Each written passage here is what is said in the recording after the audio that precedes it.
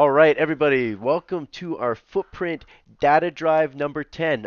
With everything gaming this time with the man with the plan, the guy with gaming on his mind 24/7, and the best office view I have ever seen.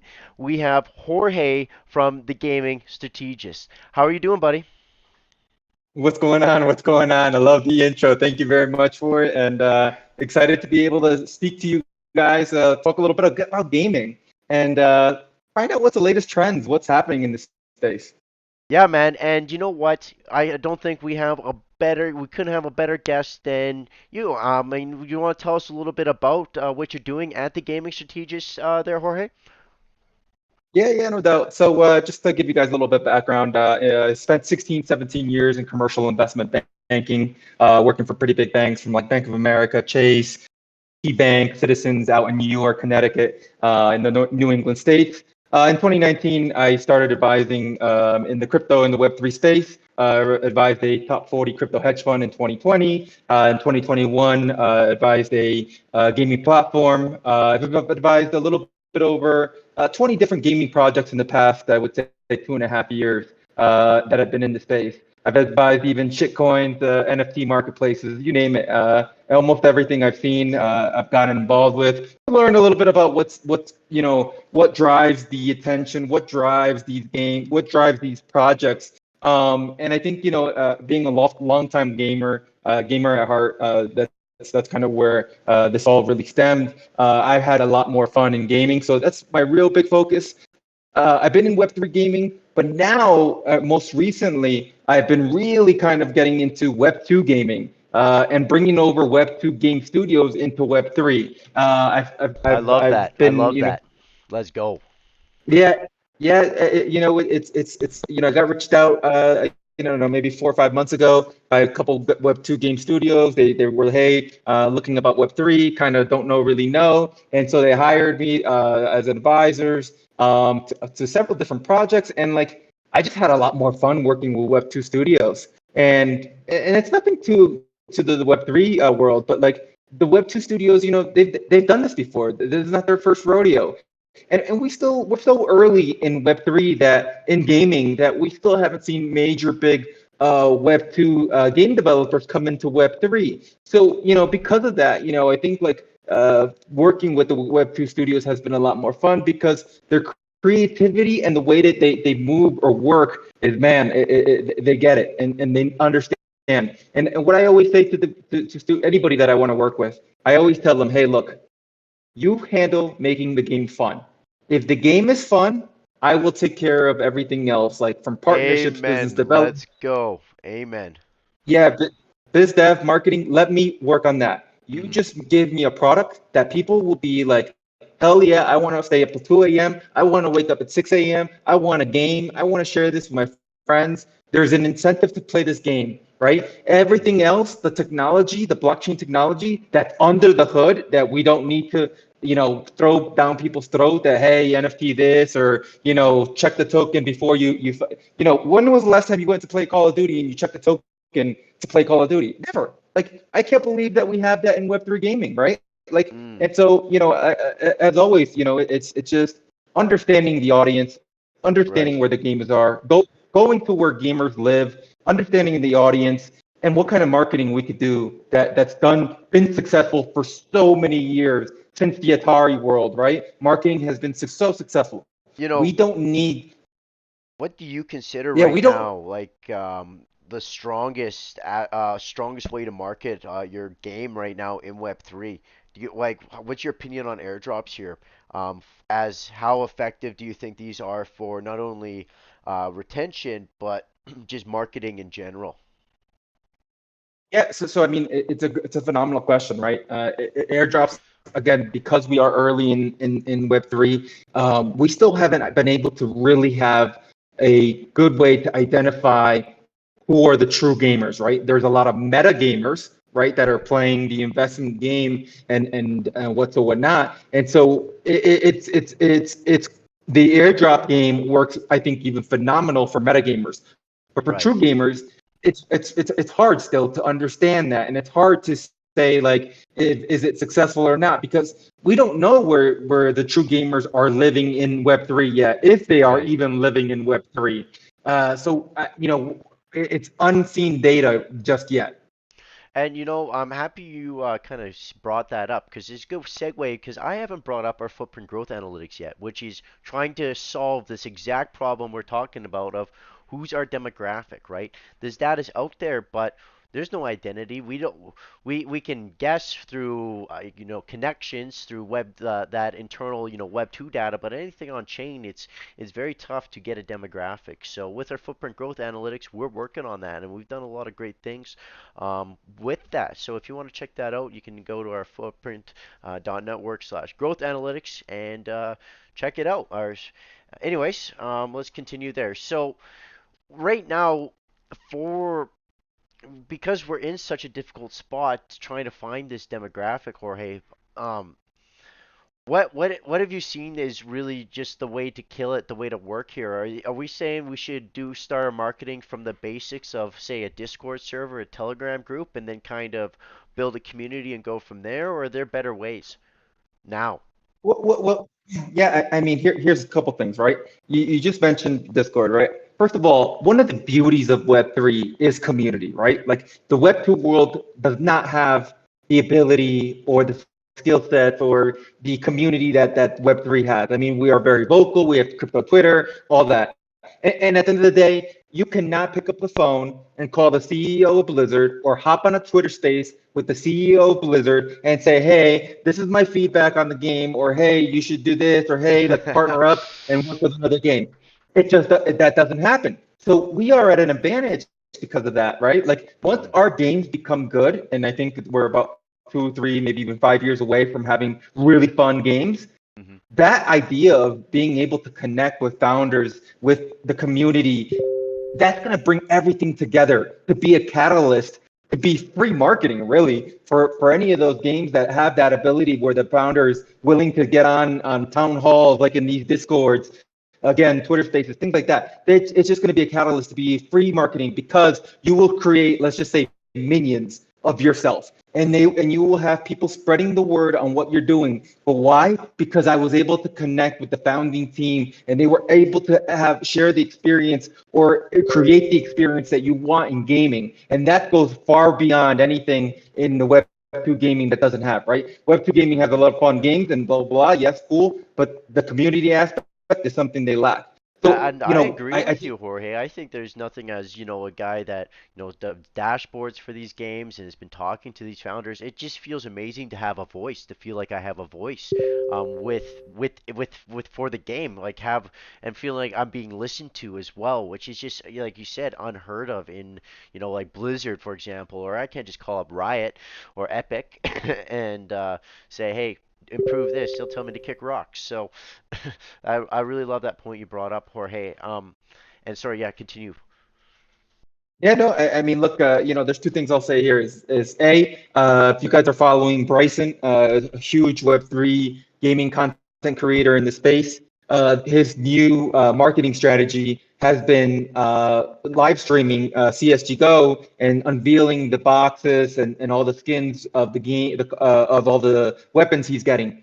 And something he's doing is what he is doing, he is showing you Web3 blockchain technology without even having to use the word crypto, blockchain, anything. Digital assets is what he's using in these videos, right? And digital assets have already existed. Yeah. Marketplaces have already existed. All these things that we are saying, hey, ownership of the, whatever you want, the skin, I could tell. Cool. A lot of these things already existed. Like in Web3 gaming, we've created gamers want to own their asset. I haven't ever heard a gamer tell me, "Oh, I care about the asset that I want to own this." We haven't heard of that. I mean, look at the money being spent in CSG Go. I mean, I think it was what, $500,000 or $300,000 for a skin here, 150 grand for another skin over here. So we know that gamers are paying for skins.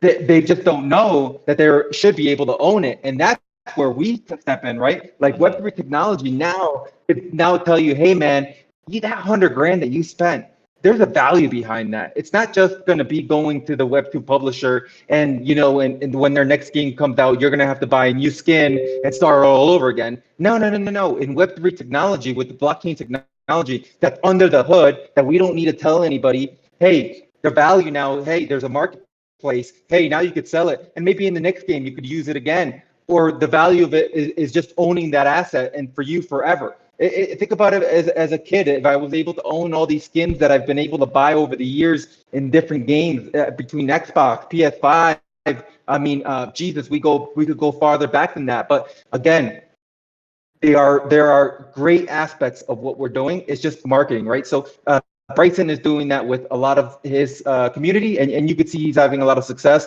He's bringing over a lot of Web2 users. So The last thing. think about, do you think though, with the games, how they are right now, are they ready to be live streamed on Twitch? Do you think this is an effective form of marketing, or do you think the games are, Yeah, at yeah. that level yet? Well, that's another great question, right? So Web3 gaming, we are not ready yet to the level to be competing with Web2, right? Because we don't have one live, fully built out game, or even a AAA game yet. That we're still about, like I said, a couple years out. We have Wildcard, which I think Mm-hmm. probably the most bullish on right now, because it's again Web2 developers coming into the space with a track history. But Right. still, we're still out. So here's the issue: is that again, it's all marketing, and there's a marketing issue here. Is that we constantly Web3 game developers are saying, hey, content creators, hey, community, go play this game, and it's like one floor plan or one round, and you're literally playing it, and then 10 minutes later you're like, okay, I've literally like completed this round because that's all that was built, and it's no longer fun, right? Like Right. it's fun at first to market it, but then that euphoria dies so fast. And so I almost have told a lot of web game developers, like, let's hold off on releasing anything. If we want to do maybe like a game tester session and call it game tester, and psychologically tell people that, hey, you are just being a game tester like they do in Web2, then Right. yes. But not go market it and say, hey, go try my game. Oh my God, we just built this game. It's going to be the best, this, that, and that. And then you go play it, and then you're like, okay, 10 minutes later, this is cool. I'm not going to go and play it again tomorrow because there's Right. nothing else, right? I think And so, devs need to sometimes take a step back, and really truly play the game, and put themselves in the gamer's shoes and ask, will I play this again tomorrow? I think okay, sometimes you get a little devs can get a little blinded, by the game, right? Or so many other aspects of bringing a game on chain, right? So I don't know. What do you think about that? How do you think, how aware, do you think these devs are truly? Are they just blinded right now by just the Web3 hype as a whole? yeah, I mean, I don't know if it's blinded. I think there's a lot of things in Web3 that are clouding the way web developers' minds. I'll say clouding because, first of all, in Web3, we don't really have the money that Web2 has, right? Some of these game publishers have an unlimited budget to do whatever the fuck they want, and they are able to kind of like build and do all that stuff. In Web3, the way that we're doing it right now is funding through these Mint, NFT Genesis, or whatever and that money is really for a runway, and some of these runways are less than 2 years. And so, to see some of these game studios right now where they have maybe 3 or 4 game devs at the most, I don't know. I think Wildcard or even Illuvium, I think they have at the most like 10 game developers or whatever. But like that's still a fraction of what like Activision Blizzard or any of these things are. So like the way that they move is a lot slower. And so being conscious as a business owner, as a game developer at the same time, that kind of stuff weighs on you. So you have to figure out marketing that's going to bring in more funds or bring in more hype. So they are, game developers in Web3 are at a disadvantage because of that, unless they do a big funding round. But we still haven't seen big funding rounds, Right. except like Wildcard, who did, I think, like 40, 50 million. But I mean, we still haven't seen these Web3 game developers fund across everybody like that mass amount of money. I mean, Illuvium did really well, Star Atlas did really well all in the beginning. But I mean, those games are 3, 5 years out still. So What's your Yeah, what's your opinion on launchers, Jorge? As in, like, do you like? Because I think right now the biggest struggle is not for a launcher getting in part of their ecosystem and letting them figure out about tokenomics, but I just don't. I think what is the biggest turnoff right now is just these launchers don't have the active users to compete with Steam or Epic. But and you see Epic being more Web3 friendly, like they picked what handpicked 20 games that is going to be launched on their platform. And just how can these other launchers compete with Epic right now? And do you think it's a good idea for these emerging games to hop in a launcher? Yeah, I don't want to be like rude or mean on this one, but like, game launchers in Web3, what games are they launching if we don't have any games yet? You know what I mean? Mm-hmm. And I say that jokingly, right? But here's the thing to it. Like, I think Elixir, who recently got backed by Square Enix, like that's huge, right? And I think what Elixir realized is, hey, because Web3 games are not there yet, let's bring on board more Web2 games. And eventually, it'll just be gaming, right? Because eventually, hopefully, we get rid of these Web3 words and crypto and NFTs, and we just call them digital assets or whatever in the game skin or whatever it is in that game that is an NFT. We call it whatever that object or item, whatever it is, that call it that. But I think what we're realizing is that the game launchers that we have in this space are now should be going attracting Web2 users and Web2 games that have Web2 users and bringing them to this space because that's what's going to make them really successful. And then once Web3 games are ready to go and people understand the advantages of using the blockchain technology from a standpoint of owning the assets and if it's a earning game where there's tokens and hey, at least I won $100 today from playing this game and there's value to that, then I think the game launchers are going to be a lot more successful. And you're talking to me, Jorge. You have a insane, TradFi background, right? Insane. You're telling me working on all these banks. So I assume you're pretty well versed in tokenomics, hey? Yeah, it's funny, man. So I like as mentioned, I run an advisory consulting company. I've been doing this since 2019, and it's funny, man. I went to school for accounting because I thought I was going to become an accountant, and then I realized looking at numbers is fucking just blows, and I was just like, I can never do this like for the rest of my life. And then I went into banking, and here I am, like doing the full circle again. And hmm now I'm in Web3 gaming, and now I'm looking at tokenomics again, and I'm like, oh my god, like it's just chasing me, like the numbers just chase me for a living. hmm So yeah, tokenomics are fun, but I do actually on my team have an expert in tokenomics that solely looks at this. I hmm kind of like to look at it in a higher overview. I don't like to go into the grind of doing the actual numbers and making sure that it makes sense. hmm I leave it to my partner who's very well versed in that. Well, you know what? It sounds like you definitely have enough experience to answer my question. And my question is, what's your opinion about on-chain battle passes? And truthfully, why haven't more games adopted them? And tied governance to a battle pass as well. I just see it being so simple, and I don't know what's going on with that. I'd love to hear your opinion on this. Yeah, I'm gonna again be jokingly here. In Web3 we like to create problems that don't exist, right? Like we created the problem of gamers needing to own the asset when they never cared. Again, Web3, for some reason we don't go replicate the things that are great in Web2, and battle passes are a great money making in the Web2 space. That I don't get why we are not taking more advantage of this idea and concept. And the beauty of Web3 is interoperability and going through different communities and being able to bring different characters from other games into all these other games. Like we're seeing with and My Pet Hooligan being in different other games. We're seeing, imposters being in different games where you bring different characters.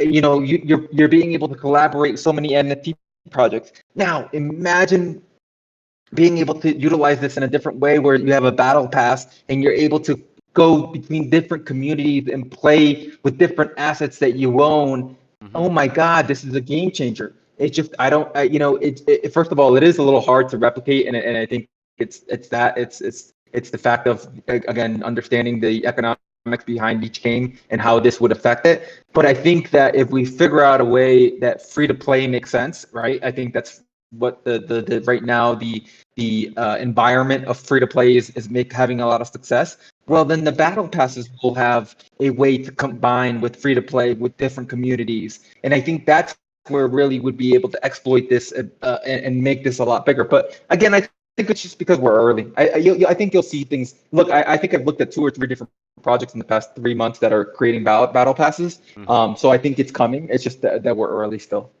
Um, and this is also a question I'm really curious about. What is really the data when you're consulting, when you're looking at these companies, even pre-seed, like what's the data that's really what is like, important to you to help advise this company? What sort of metrics carry more weight than others when it comes to advising Web3 games and their studios in general?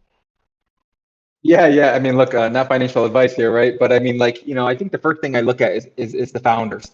I actually asked for the resumes. It's something in Web3 that we barely do, and I don't know why. In Web2, even to get hired anywhere, you need a resume, right? Any job in Web2, you need a resume. In Web3, I don't know why we don't ask for resumes. And so even as an investor, as a meta gamer, like we invest into some of these games based on their looks and this and that. We don't even do the due diligence correctly to look at some of these investors, to look at some of these founders. And so the first thing I ever do is I ask for the resume, the founders, like who they are, what they're doing, what their track history is, what they've been in game development. Right. Again, crypto is something where people got rich really quick. And rightfully so because there's so many fucking avenues between meme coins and 5x, 10x, and different stables, whatever you want to do, right? But still, it that has kind of empowered certain people to say, hey, now I could go do this in this space. And in gaming, if you look at some of these founders, like they don't really like have a real running an understanding of running a business. The number one question I ask a founder when they come to onboard with me, I ask them, how many users do you need to be profitable? And if I get or if I get I haven't really thought about that, like that's my immediate red flag because like that's like 101 finance of running a business. Like, Alex, if you're going to go open up a convenience store and you're going to sell paper towels, well, you're going to want to sell the paper towels to make profit. I mean, you're not going to sell paper towels to break even. The same mindset of business, of running a business, is the same thing in gaming. So like tell me how many users you need to be profitable. And if these game developers are just not there because this isn't something they did before, then again it's just a red flag. Hmm. Then of course I ask about like what's their previous game development. Have they ever created a game? Because a lot Hmm. of people think creating games is easy. It's That's probably definitely not. Definitely not. Oh no. let me tell you, I've been on projects where I spent hours with game developers and they're creating these things, and I would nitpick it where I'm like, oh my god, like why can't the car do this and like the gun do that? And they're like, okay, we can, and he spends like 3 hours doing something, and I'm like, holy shit, you took 3 hours just to do that? And they're like, yeah, like I mean, like we're doing these by scratch, Hmm. and it makes me realize again, like creating games is not easy. It's just as much as technology and tools we have, that's good. It helps, but it's not to the point where we could say, "Hey, ChatGPT, create this game right now that's first-person shooter or a side-scrolling game, and it'll do it for you." We're not there yet. So how do you, when it comes to the marketing, like what kind of these metrics too? I gotta talk about this data because it's just so fascinating to me. Like like I'm a big guy. You guys hear this every time, but I love retention rate. I think retention rate is the easiest way to filter games, just based on fun level. I think if a game has 70% retention rate one week and then the week after we're at 10, that's a red flag to me, right? It's obviously something that I can't play for more than a week. And I'm looking week after week. If I'm seeing retention go up or go down, it just tells me if there's been good changes or bad changes, and just the overall fun levels. So what do you think for these games too? When it comes to this marketing, what is this? What kind of data really just separates itself from the others? Is just the go-to, like really can help you make these great insights.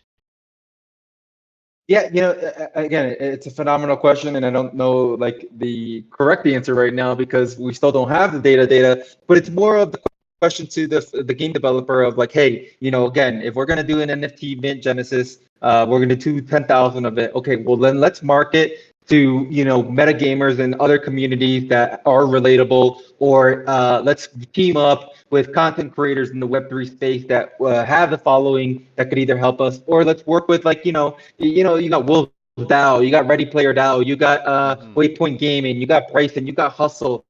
With this thing of ours, I mean, there's so many gaming communities right now that we were able to kind of go to and say, okay, hey, let's do these Twitter Spaces, let's do these growth tactics that work with them, and let's start with a user base there. That's laying the foundation first with users, right? We'll find out who's interested in our game. Okay, maybe that's let's just say 1,000 out of the 10,000 that we need. But that 1,000 is our first layer to utilize correctly. And I say this a lot with game developers, like make sure that you are rewarding or communicating with your loyal fan base, with those guys that are like true fans of what you're building, because those are going to be your marketing vehicles to use as well, plus whatever marketing you do to help you lure more people in. And so making sure that you're communicating and staying up to date with them and creating maybe like a separate Discord for like VIP or, aficionados, whatever you want to Love that call it, idea.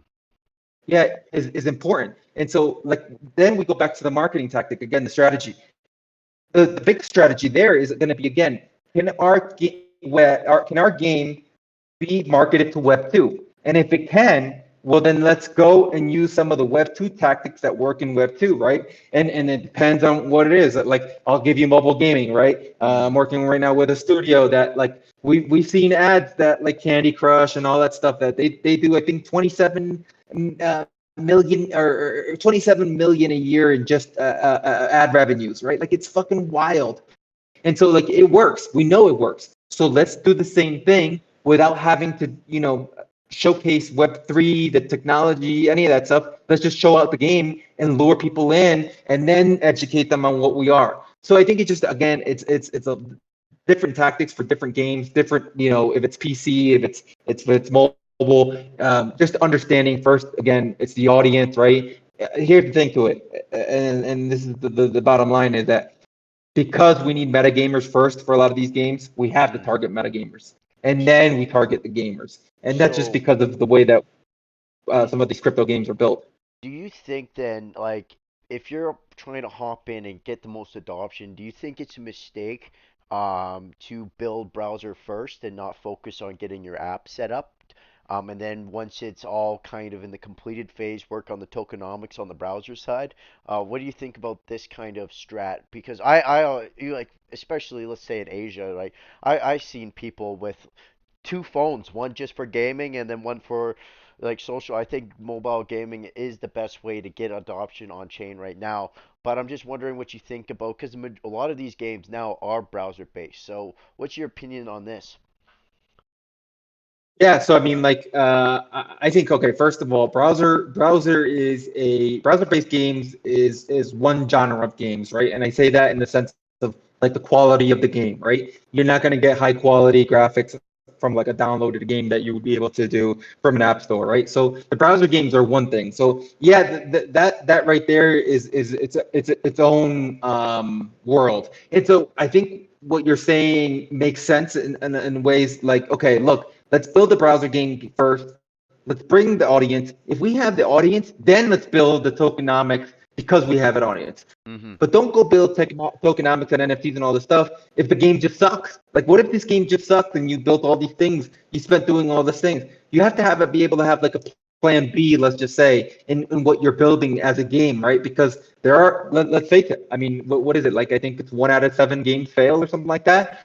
And out of the 1 out of 7, of our data, based on our data, 90% of the games don't last 1 month, or don't there you last two go. months. I was just Yeah, I was just gonna go into it. It's saying like, hey, how long do these games even last? Sometimes, and there you go. They have a very short lifespan, and Right. so I think like and here's another thing. Like that's exactly another reason why I've been working with studios that are creating multiple games, not just one game, and it's games that are able to build an ecosystem with the token that's transferable to different games with the same thing with an if there are NFTs in the game that go to different games that are completely different genre games, but are still built with the same type of skins or whatever, so that you have a different way to retain the audience and wanting to keep playing more.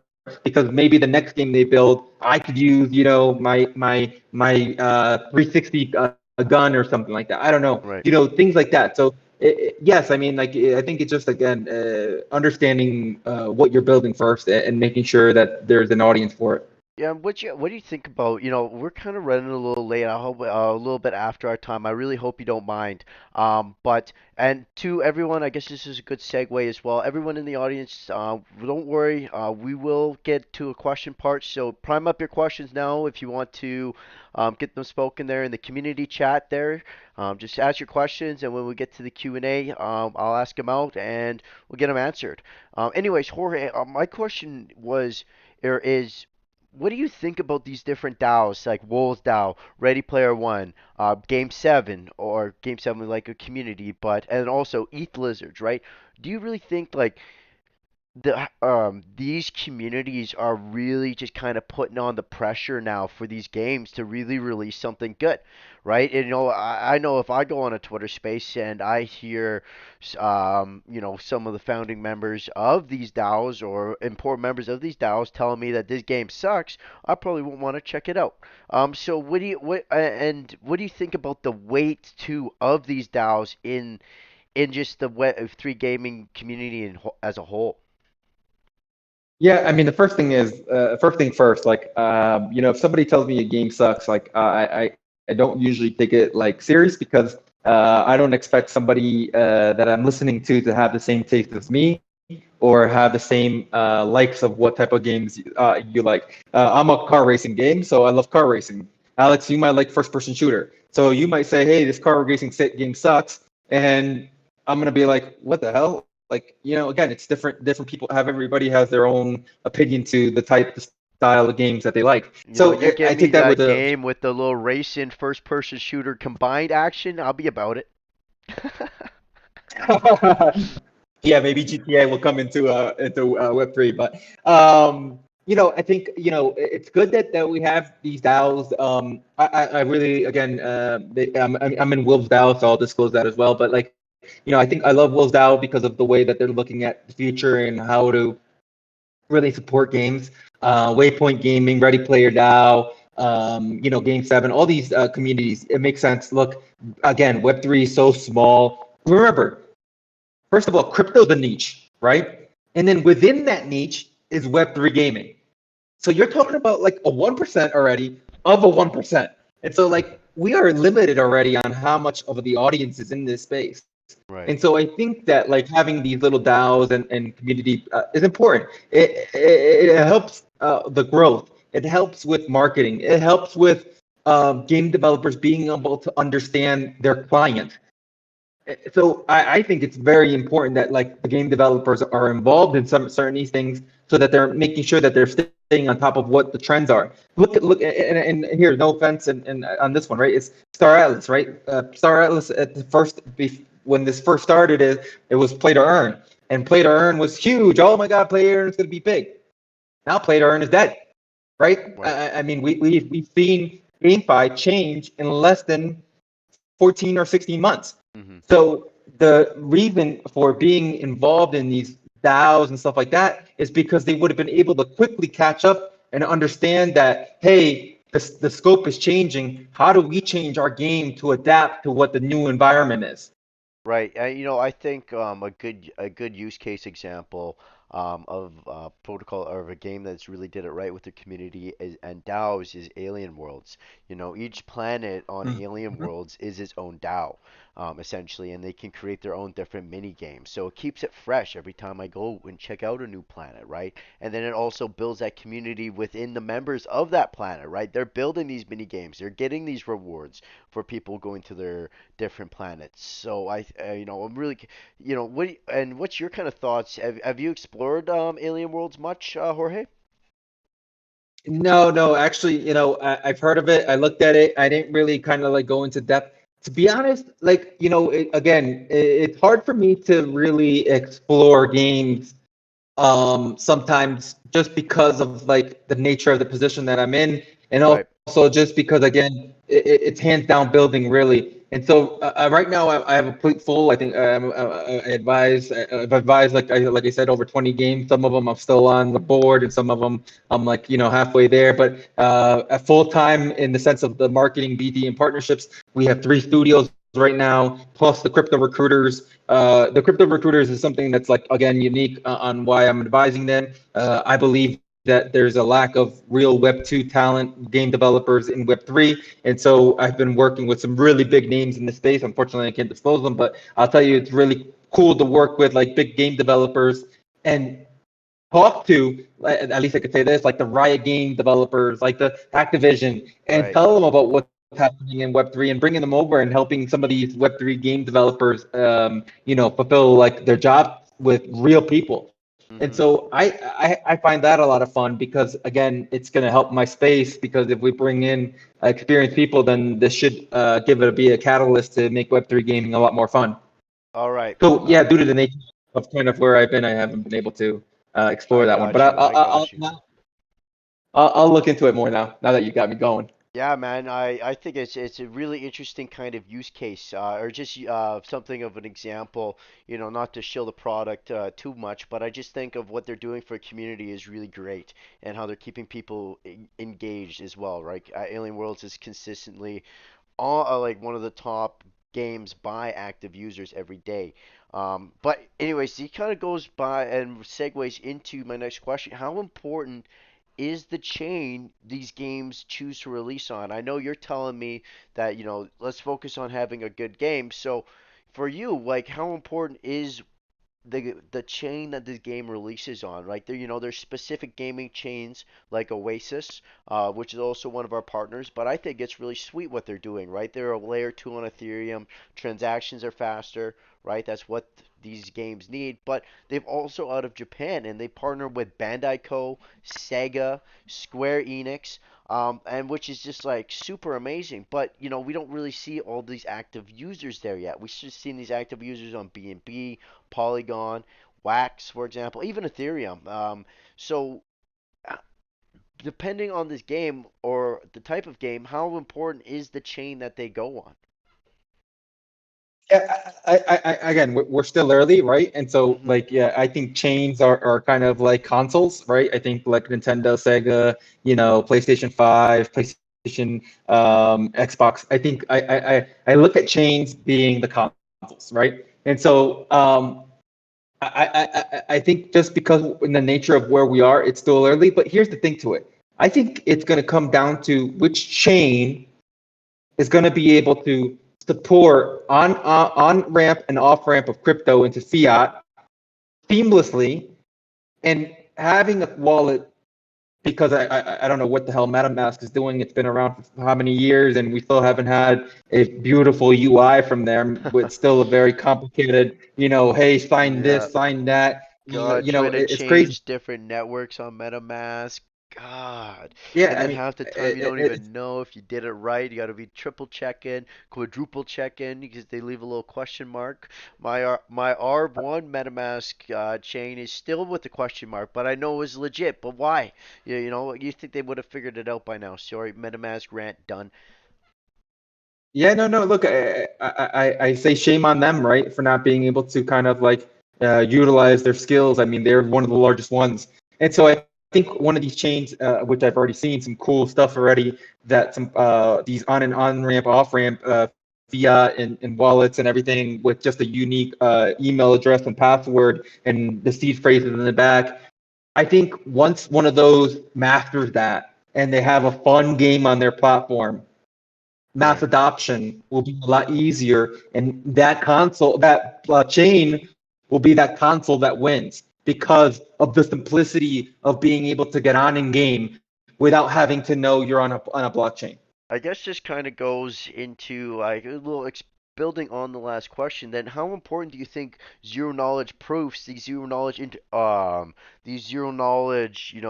interoperability protocols, say like zk-Sync era, for example, is like, what do you like? Is this kind of like an essential thing? And then you think the first zero knowledge interoperability protocol is this what's going to win and make Web3 gaming blow up? That's still too early. Again, that's super early, right? Like, I mean, these I know things are I'm just asking those those crazy questions, man. I'm sorry. yeah, yeah, yeah. Yeah, no, no, no. It's good though, but look, I think again, it's just super early for that because we still haven't been able to really see them be utilized, right? Like there hasn't been a proof, like there hasn't been a case that we've been able to say, yes, this makes sense and this is going to work this way. Mm, So, until we're able to see that, until it's so seamless, then till now it's just again the idea. Yes, it makes sense, and hopefully it'll adapt. But like again, we don't just have the games yet. We still don't have the games that we'd be able to use it. I mean, here's another thing to what you're saying about this, right? Is like we still don't even know if any of these chains could support like having, let's just say, 500,000 users at one time, right? Or even the game being able to support 500,000 users at one time, like right. PlayStation 5, like Call of Duty, like Mm. Halo and all this stuff. Like, you know how many users they have at one time? They have to have think about all the servers and everything. Like, we haven't even seen a Web3 game. We don't even know if a Web3 game can handle that. Right, Like, and so what do you we're think still though? far Kind early. of like, do you think adoption kind of got halted due to kind of being oversold on the idea of interoperability when it just wasn't ready yet. I feel like I heard this in a Twitter space, and I can't help but kind of agree with the fact that a lot of these metaverses and this interoperability between games and bringing these skins across games was one of the focal points, but we just haven't really. It just hasn't been done right yet. So how do you think like that has hindered adoption? Yeah, I mean, again, it's not that I think what's hindered adoption is just the wording we use, the stigma that we have in the space, and just not having games yet. I mean, like, Hmm. you can't possibly bring gamers on if there is no games yet, right? Right. And again, it goes back to like, them just having one round of playing a game. A true gamer wants to spend 4 or 5 hours playing a game and wants to have that euphoria of like, oh my God, I have to play the next round. Oh my God, I died. I'm going to play again. We don't have that yet. So again, it's just there's a catalyst of things. Like there's a list of things, and first thing first is going to be the onboarding, right? Take this scenario, okay? I'm 36 years old. I got a 6-year-old and I got a 4-year-old, and so I think about would a 6-year-old who my 6-year-old plays the Amazon Prime games on her tablet every single morning while she gets ready for breakfast. That's her thing. Like, how does a 6-year-old know or is going to understand Web3 gaming and all these things if I, as a 36-year-old, sometimes afraid of using MetaMask, afraid of connecting wallets? Uh-huh. It's just because we're not there. We haven't realized the audience, right? Like again, we're just not understanding the audience, and so like until we able to be games to be able to audience to market to audience that are 6-year-olds, 10-year-olds, 30-year-olds, 40-year-olds, 60-year-olds. Until then, we're gonna have the issue that we're having right now. Right. Right. I think that's like a amazing answer. I think you're 100% right. We are just super early, and it's hard too, right? With the stigma as well, right? We thought gamers would be really into NFTs, but we called them NFTs, and then no one wanted to get NFTs. But with that, Jorge, I kind of wanted to wrap it up here and bring it to the Q&A segment. So if anybody here listening has any questions, Drouses, I see you there. It's nice to have you here. If you guys have any questions you want to throw either my way or Jorge's way, now's your time. If I don't see anyone typing in the next 30 seconds, we'll just wrap it up. This conversation has been so great, Jorge. We're 15 minutes over my normal podcast time. So amazing. Like, this has been a really, really good conversation, and I hope everybody here listening is also enjoying it as well. So, yeah, get your questions Man, in. I, I could talk for hours on gaming and advice and stuff like that. I mean, this is what I do for a living. So yeah, no, but thank you for having me on. I appreciate, the everybody listening. I'm on Twitter as the gaming strategist. I'm on Twitter as TREKI33. So it's Trekkie33. On everything else, I'm the gaming strategist. I think you could just look me up as the gaming strategist. And LinkedIn, whatever it is that you want to be on, connect. By all means, connect. Have any questions in the future? Need help with anything? I'm an open book. I'm here to make sure that we all win together. Amen, baby. I love that. So, I haven't seen any questions. So let's wrap it up. Again, thank you everybody for attending our data drive number 10. These podcasts are just amazing, and we really wouldn't be keeping them up if it wasn't for you guys listening. So I want to thank you guys again. And if you're interested, again, check out Footprint.network. That's our website. And we got a ton of data, ton of that gaming data, especially. I think we are the most comprehensive GameFi analytic platform out there right now. And did I mention we have a zero coding option? That's sweet, right? I don't know SQL, and I'm out here making charts and dashboards. So with that being said, everybody, thanks again for joining, and we'll catch you next week.